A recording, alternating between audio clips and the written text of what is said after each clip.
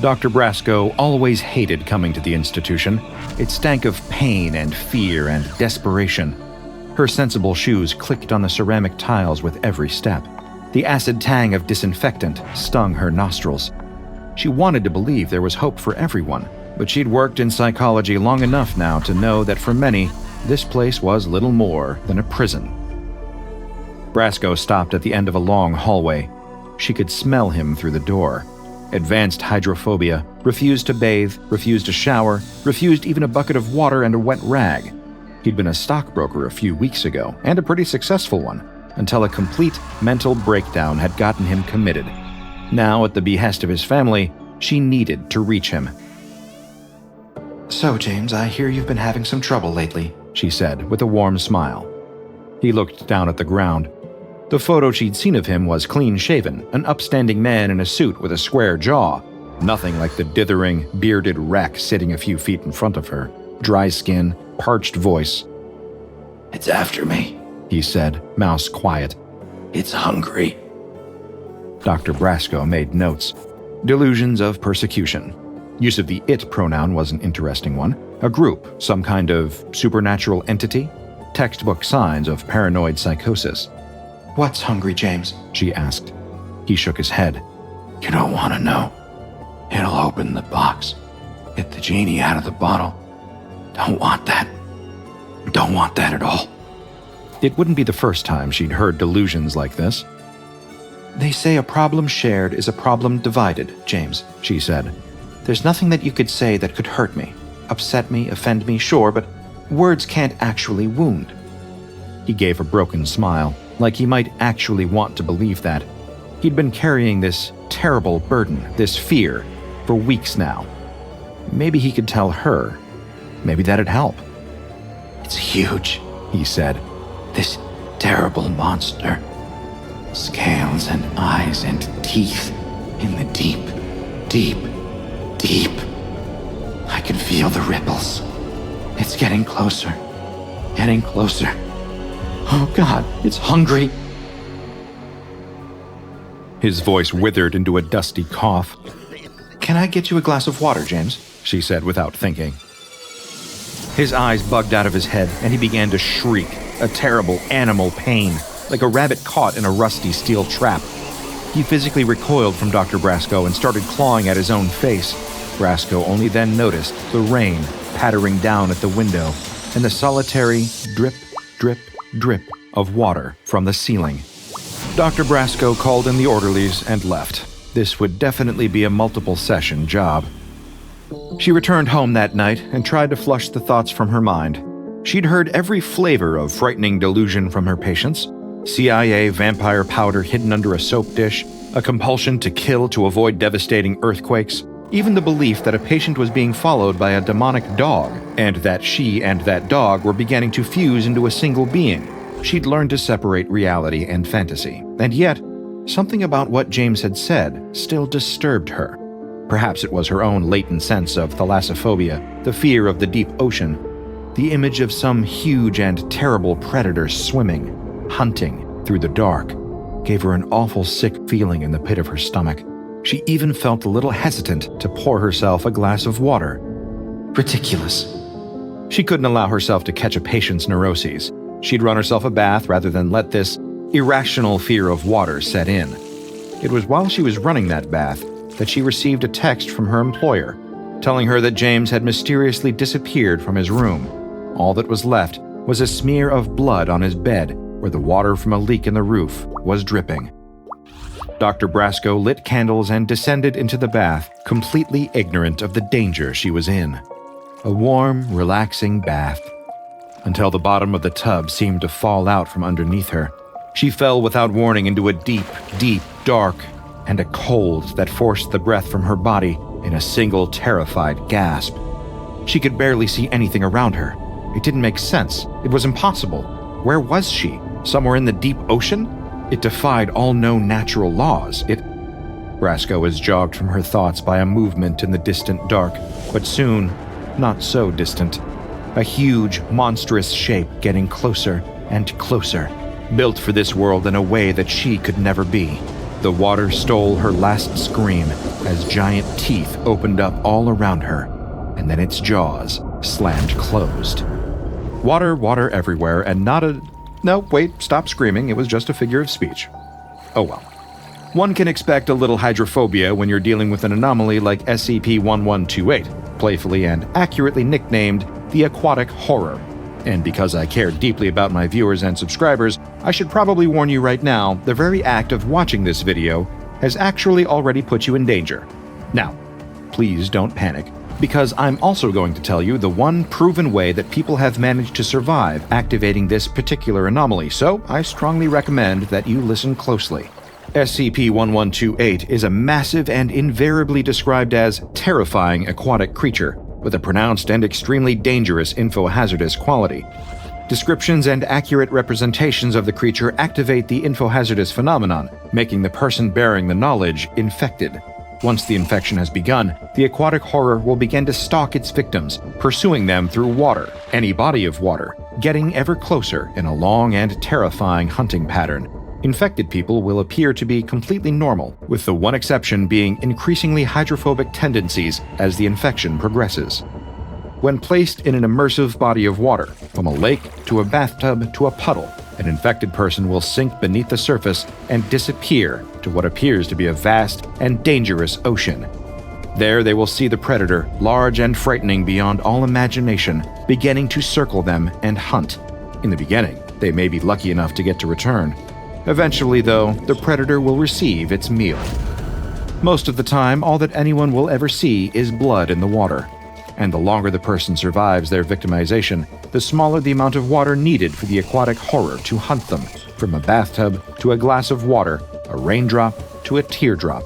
A human being can only ever avoid water for so long.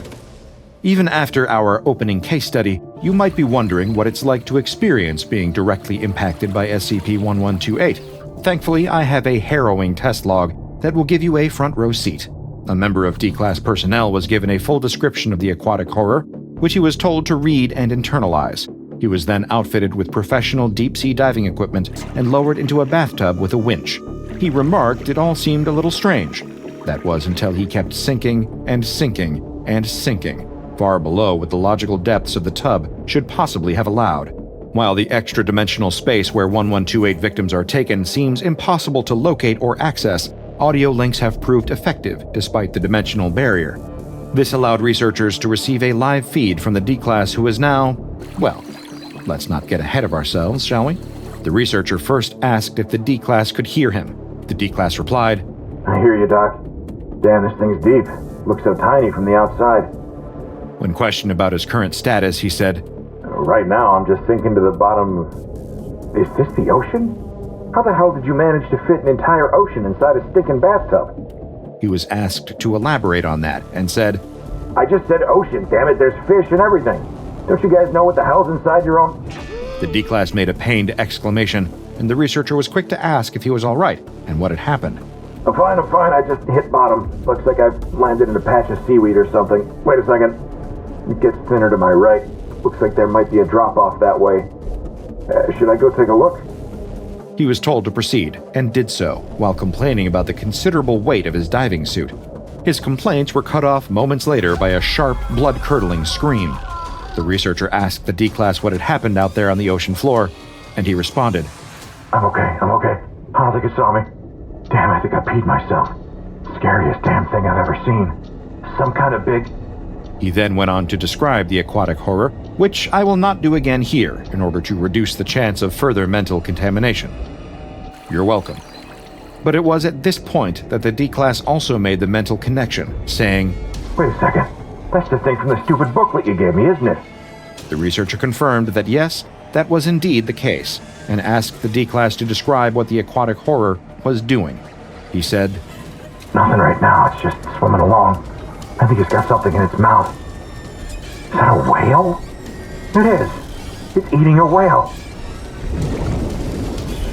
Oh God, look at those teeth. And now he swallowed it? That's gonna haunt my dreams. Wait. It stopped moving. I think it sees me. Oh God, it's looking right at me. It's headed this... Oh God, help me! The research team began to panic and immediately activated the crane, the motors working at full speed to retract the cable attached to the D-Class's suit. Decompression sickness from rapid ascent could be dealt with later. All they could hear down the audio link now was frantic, terrified screaming, and a moment later, the cable on the crane went taut, as though something of incredible power was tugging at the other end. Moments later, the screaming stopped. The water of the bathtub became suffused with blood, and at the same time, the wire went slack. The crane tugged again, and not long after, the frayed end of a high-tension cable was retrieved from the depths. No part of the D-Class or his diving suit was ever found. While this was the first of the experiments involving SCP-1128, it was far from the last. With anything this mysterious, the Foundation is always liable to investigate the full range of an anomaly's effects. That's always an interesting matter with info hazards, where even knowing certain things about different anomalies can open certain dangerous doors. They did a similar experiment to the first, except this time, they put the D-Class into a reinforced steel cage, not unlike the ones used by marine biologists while observing large sharks in their natural habitat. They wondered if this would either help the D-Class survive their encounter or, at the very least, keep them alive long enough to provide more valuable information about the anomaly. As you might have expected, neither of these ended up panning out as the Foundation hoped. They lowered the caged D-Class into a larger tank, fully submerging him deep into the depths. He reported similar visual phenomena to the first D-Class, and soon enough, the aquatic horror attacked the cage. The cord was pulled taut again, and the crane attempted to pull the cage back up.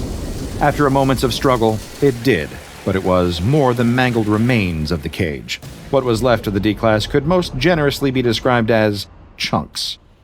The experiment was considered a highly informative failure. This time, the Foundation decided to lower another D-Class down into the depths in a cage, but they treated the cage itself with a classified anomaly to increase its tensile strength to almost unimaginable levels.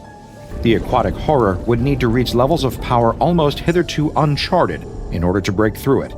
So they were sure it would be an interesting and eventful test. And they were right, just not in the way they imagined. There was all the violent rattling on the line and screaming from inside the cage before the high-tension cable once again went slack. When the researchers pulled it back up, there was simply nothing on the other end, another frayed cable. It appeared as though this might be an unusually uneventful one, until they received a message from one of the Foundation mobile task forces, the Sea Devils. They'd discovered an unusual anomaly in the Atlantic Ocean near one of their permanent observational vessels stationed out there. The lost cage, completely undamaged but empty, had been found. When they dredged it out of the ocean, they discovered that the metal bore traces of blood that could be definitively linked to the missing D-Class, as well as some kind of feces from an unknown source. This was still valuable data. In a thing that was already breaking the laws of physics, there was no physical means to truly defend oneself from the hunger of the aquatic horror. But what about going on the offensive? That question inspired the next test, where a D-Class in a diving suit would be infected and then lowered into a body of water while wielding a powerful anomalous projectile weapon designed for use against hostile organisms. If it turned out to be possible to wound the aquatic horror, then they could be dealing with another effective method of containing or even neutralizing this extremely deadly anomalous threat. In order to get more accurate test data on this one, they even attached a live video feed to the D-Class's suit, despite the infohazard infection risk this would pose to everyone watching. Multiple people in the observation room gave a thalassophobic wince when the hideous beast approached the cage out of the murky dark of the water. The D-Class naturally started to panic, as any sane human would, and began discharging the weapon directly at the aquatic horror. The researchers hoped that this would have some kind of positive result, but no luck. Instead, it just appeared to become enraged as a result of the attack, and mercifully for the men's dignity and the mental health of the researchers, the feed cut out when the creature attacked. With seemingly no way to physically stop or harm the aquatic horror available, they saw fit to conduct one more test, just out of a sense of personal curiosity around whether the monster would still be a threat in liquid mediums other than pure water itself. To this end, they dunked an infected D-Class into a large tub of low-viscosity non-water liquid, and were astonished to find that there were no adverse effects. It seemed that it wasn't any liquid that was affected, it truly was just water. Though a researcher appended a note to this study saying, quote, "Okay, so you might be safe from the thing in liquids other than water, but that probably won't help you much unless you intend to drink and bathe in exotic chemicals for the rest of your life, which probably would get a lot shorter if you tried that." Which leads me nicely to the most important thing you need to remember. Knowing about SCP-1128 is not an automatic death sentence, as long as you have some Class C amnestics handy to erase the memory of knowing about it in the first place. So please don't worry, as long as you have access to Class C amnestics and know how to use them, you're going to be fine. Want to protect yourself from the horrors lurking out at sea?